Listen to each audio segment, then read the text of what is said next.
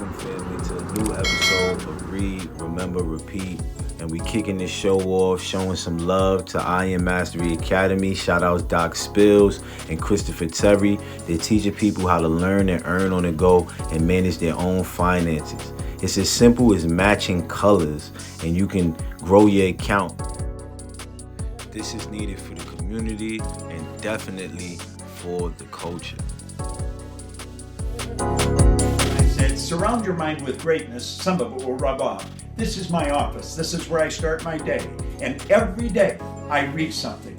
Form a habit of reading every day. It's about Proctor. My goal. And I love what you're doing as far as the read, remember, repeat, because that's imperative, Focus. man. And always, family, remember this. Read, remember, and repeat. Welcome night, family. Welcome night owls. You know what I mean? Read, remember, repeat. This is the night show. Today is Thursday. And wait, today Wednesday.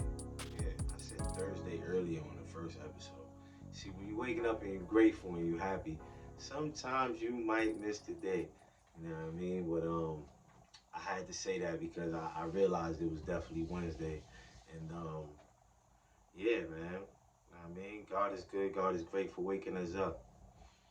Let's go. Y'all know what's going on. Strength Finder 2.0. It's your boy, Michael Boyd, the host. And read, remember, repeat, man. Let's jump into this one. This one theme is called individualization. So let's go right at it, right? Hope y'all got y'all thinking cap and y'all pens and pads. Let's go. Individualization. Your individualization theme leads you to be intrigued by the unique qualities of each person. You are impatient with generalization or types because you don't want to obscure what is special and distinct about each person. Instead, you focus on the differences between individuals. You instinctively observe each person's style, each person's motivation, how each thinks, and how each builds relationships. You hear the one-of-a-kind stories in each person's life.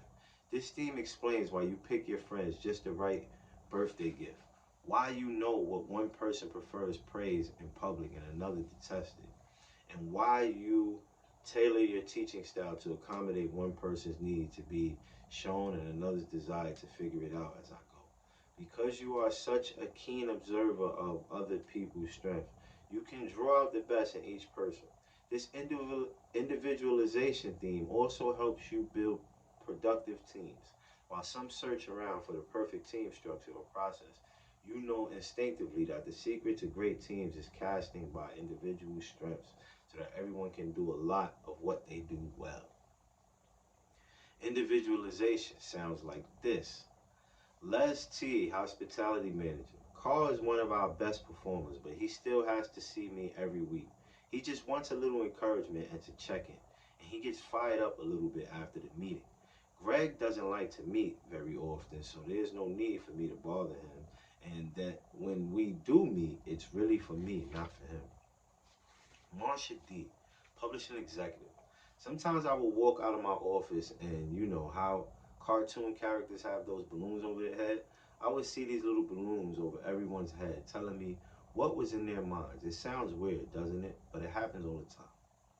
Andrea H, interior design.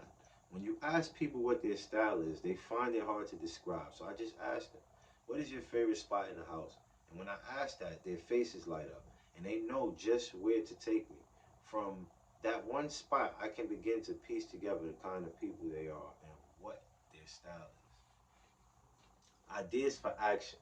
Select a vocation in which your individualization talents, this is one, can be both used and appreciated, such as counseling, supervising, teaching, writing human interest articles, or selling. Your ability to see people as unique individuals is a special talent. 2. Become an expert in describing your own strengths and style. For example, answers questions such as, what is the best praise you ever received? How often do you like to check in with your manager? What is your best method for building relationships? How do you learn best? Then ask your colleagues and friends these same questions. Help them plan their future by starting with their strengths, then designing a future based on what they do best. 3.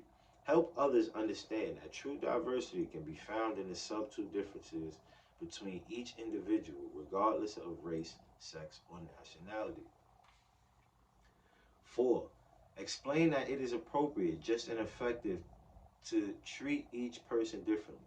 Those without strong individualization talents might not see the differences among individuals and might insist that individualization is unequal and therefore unfair. You will need to describe your perspective in detail to be persuasive. Figure out what every person on your team does best and help them capitalize on their talent, skills, and knowledge. You may need to explain your rationale and your philosophy so people understand that you have their best interest in mind. You 6. You have an awareness and appreciation of others' likes and dislikes and an ability to personalize. This puts you in a unique position. Use your individualization talents to help identify areas where one size does not fit all. 7. Make your colleagues and friends aware of each person's unique needs. Soon people will look to you to explain other people's motivations and actions. 8. Your presentations and speaking opportunities will be most engaging when you relate your topic to the experiences of individuals in the audience. Use your individualization talents to gather and share real life stories that will make your points much better than with generic information or theories. 9. You move comfortably among a broad range of styles and cultures, and you intuitively personalize your interactions. Consciously and proactively make full use of these talents by leading diversity and community efforts. 10. Your individualization talents can help you take a different approach to interpreting data. While others are looking for similarities, make a point of identifying distinctiveness. Your interpretations will add a valuable perspective. Now, working with others who have individualization. 1. When you are having difficulty understanding someone else's perspective, turn to this person for insight. She can show you the world through their eyes. 2. If you want to learn more about your unique talents and how you stand out in a crowd, ask this person for her insights. 3. Have a discussion with this person when you are having problems with a coworker. Her intuitions about the appropriate action for each individual will be sound. Family, that was some sauce for y'all. And this is actually sauce time. So we're going to give y'all some sauce. And then after that, we're going to jump right into the next one. Let's go.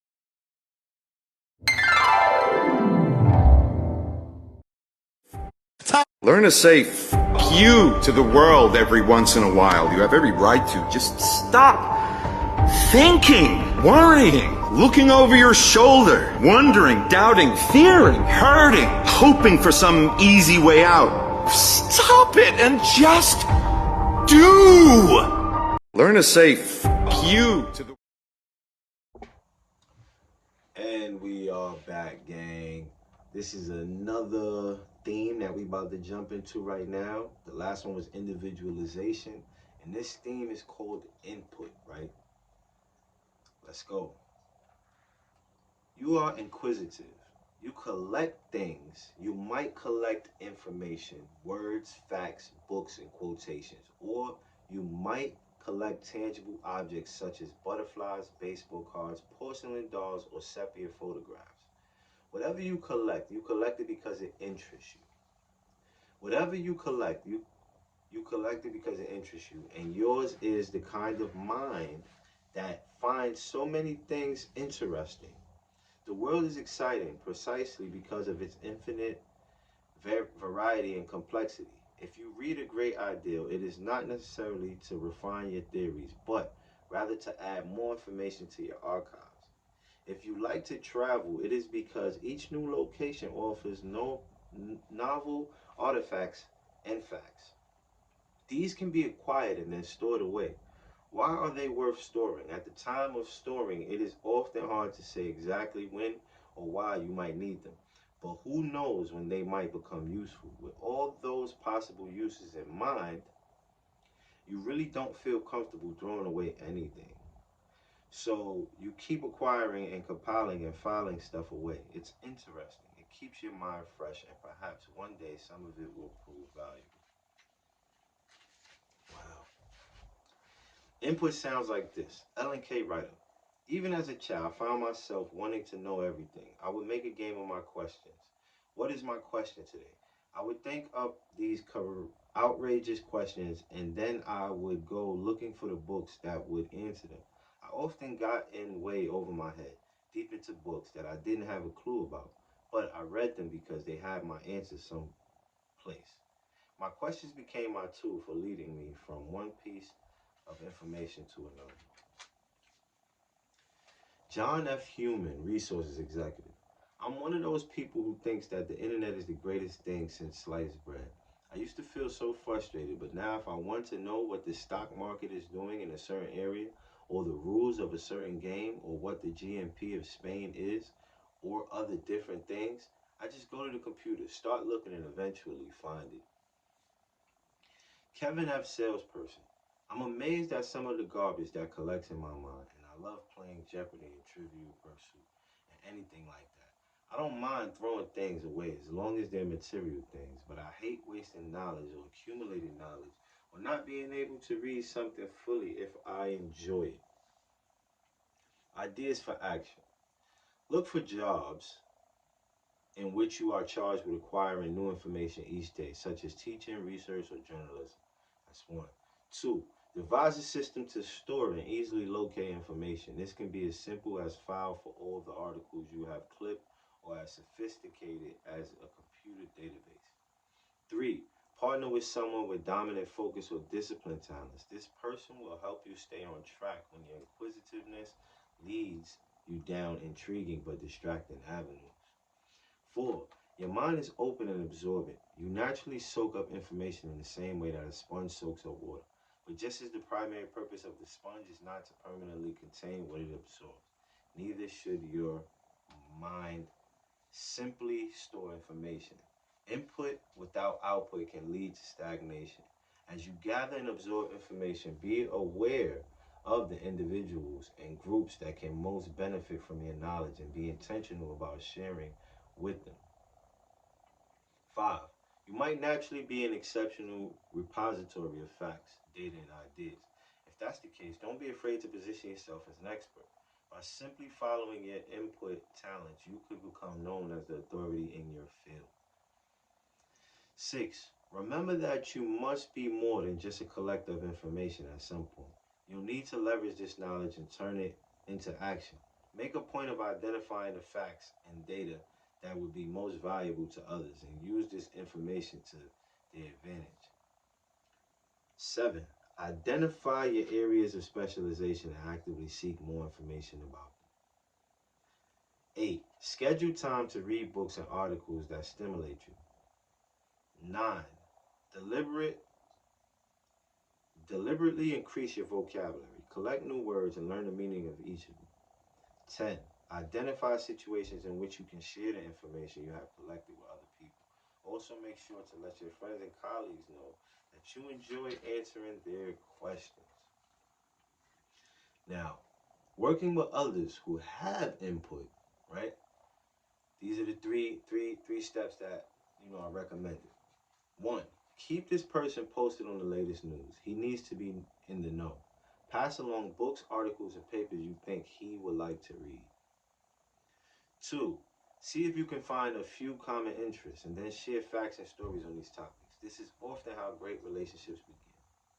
Three, when you are in meetings, make a point of asking this person for information. Look for opportunities to leverage his abundant knowledge. Family, this was Saucy. We on page 129. The next one is Intellection. And yeah, this book is almost out of here, but we got to keep going. We got to keep reading, remember, repeating. Um, the workbook will be coming soon. We have the journal for you to write down 10 things that you're grateful for.